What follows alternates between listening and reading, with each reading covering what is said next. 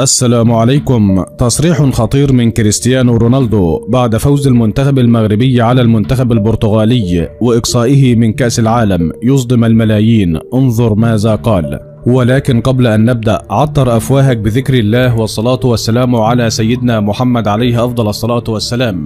بعد الانتصار التاريخي للمنتخب المغربي على المنتخب البرتغالي في دور الثمانية لكأس العالم، ليحقق المنتخب المغربي إنجازا جديدا لم يسبق لأي منتخب إفريقي ولا عربي، الوصول إلى المربع الذهبي من كأس العالم ليضرب موعدا مع المنتخب الفرنسي. فقد صرح قائد المنتخب البرتغالي كريستيانو رونالدو وأدلى بتصريحات لقناة الدوري والكأس القطرية وقال: هذا اليوم من أحزن الأيام التي عشتها في حياتي، لأن هذه البطولة كانت آخر بطولة سأشارك فيها في كأس العالم.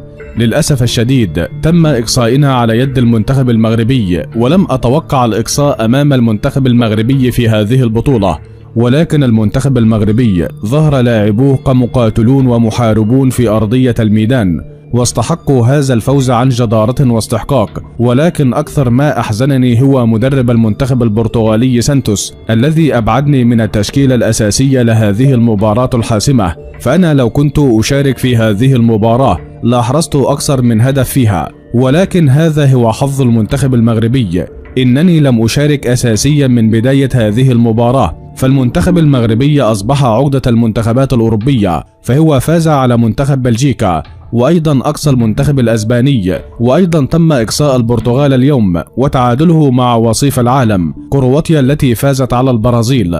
فأعتقد أن المنتخب المغربي هو الحصان الأسود في هذا المونديال حتى الآن، وأعتقد هذا المنتخب سيصل بعيدا في هذا المونديال، ومن الممكن أن يفوز على فرنسا في الدور القادم، ومن الممكن أن يفوز بكأس العالم. وأعجبني جدا اللاعب سفيان الذي أعتبره من أفضل اللاعبين في البطولة حتى الآن. فهذا اللاعب أعتقد أنه يمتلك 3 رجال بداخله بسبب المجهود الذي يقدمه في أرضية الميدان.